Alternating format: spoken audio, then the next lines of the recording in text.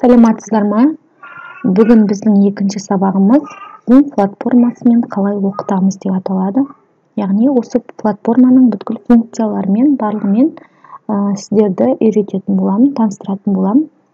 Ең бірінші слайд түрінде көрсетіп алайын, содан кейін практика жүзінде ары қарай жалғастырамыз.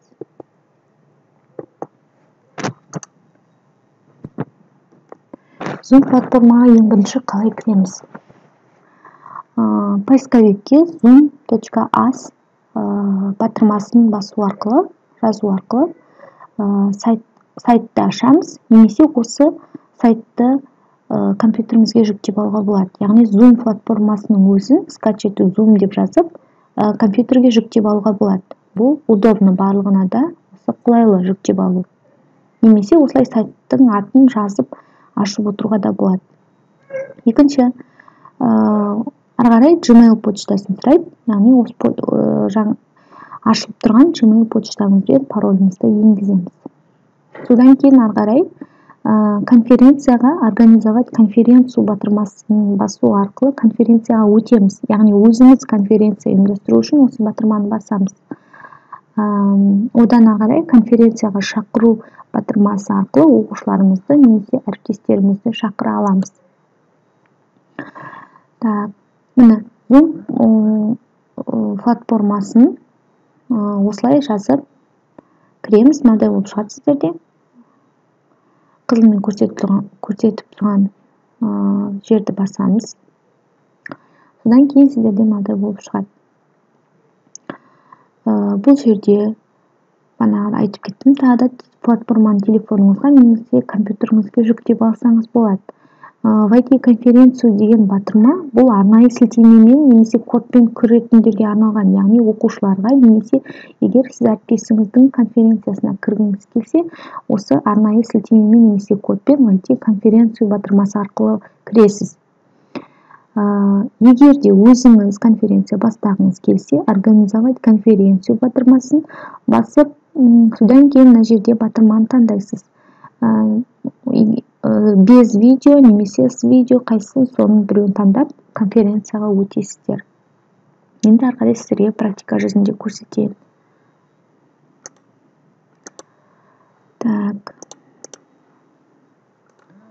Менде Zoom платформасы компьютерімде жүктеулі.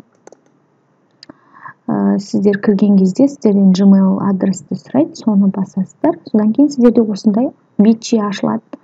Новая конференция деп, сіз өзіңіз конференция бастайсыз.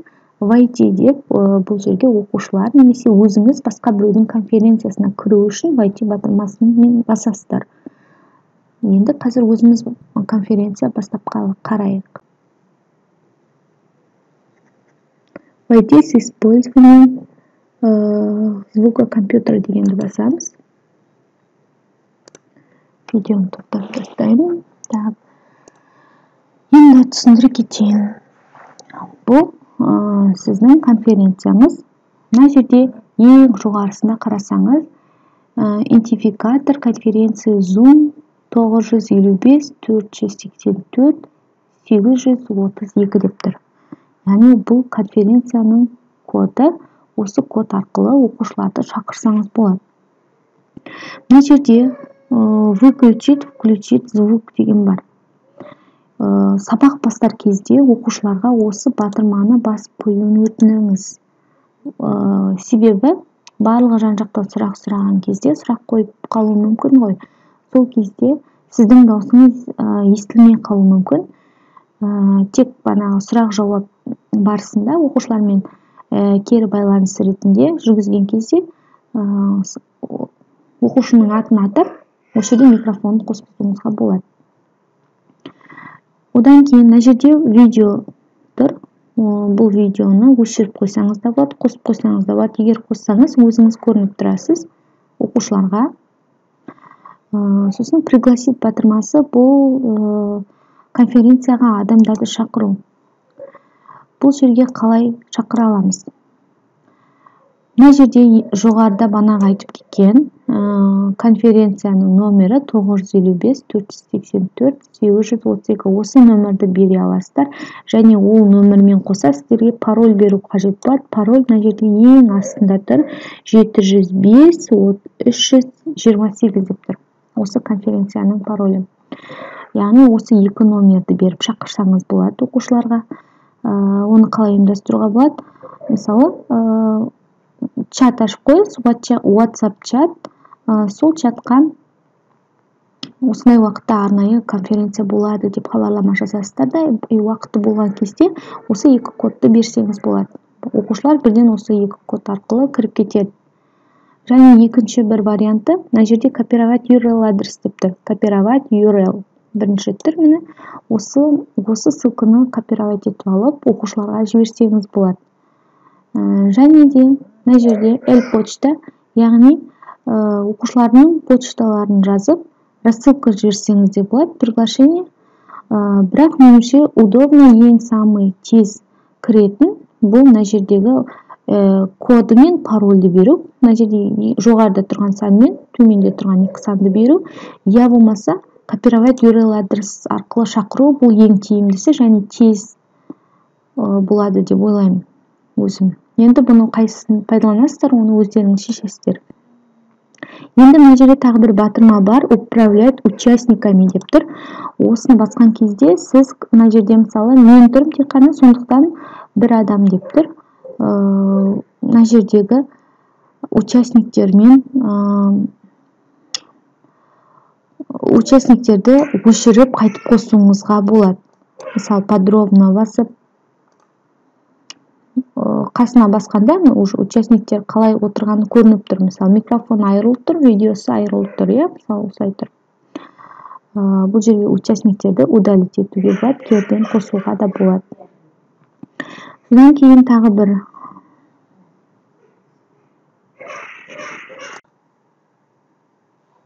енді мына жерде ең маңызды нәрсені көрсеткім келіп тұр. Бұл, яғни тақтаның қызметін атқаратын демонстрация экраны деп аталады. Мына жерде бар жасылмен белгіленіп тұр. Так, бұл жерден біз нені көреміз? Мына жерде менде көріп тұрсыздар, окошкілер толып тұр. Бұл окошкілер, яғни менің мына жерде панель управлениеде ашылып тұрған окошкілердің бәрі бұл жерде көрініп тұр. Сіздерде де солай болады. Мен мысалы мына жерде доска сообщений деген бар. Егер соны басатын болсаңыз, осындай доска ашылады. Бұл жерге бір нәрсе жаза аласыз оқушыларға арнап. Я болмаса клавиатура арқылы текст жазсаңыздар болады. Және де бұны ластикпен кетіре аласыздар. Мына жерде неше түрлі фигуралар сызуға болады. Линиялар, фигуралар. Барлығын сызуға болады, және оны керден кетіріп тастай аламыз. Бұл тақтаның қызметін атқарады. Бұл оқушыларда да бар. Яғни оқушыларыңызда сіздермен кері байланысқа түскісі келсе, өздерінде де тоже демонстрация экраны деген бар. Соны басса, ол тоже сіздерге көрініп тұрады екеуі. Осылай бір-бірлеріңізбен байланыс жасасаңыздар болады.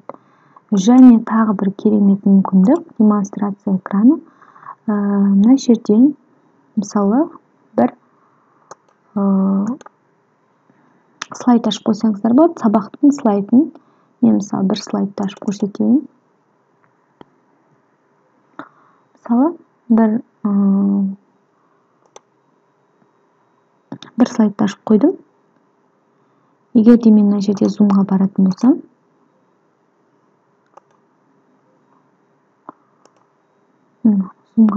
болсам, демонстрация экранын басатын болсам, мына жерде менің ашып қойған слайдым көрініп тұр.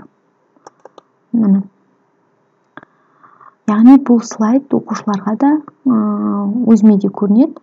Түсіндіріп отырып, осылай арғарай сабақтарымды жалғастыра беруге болады. Бұл өте керемет нәрсе.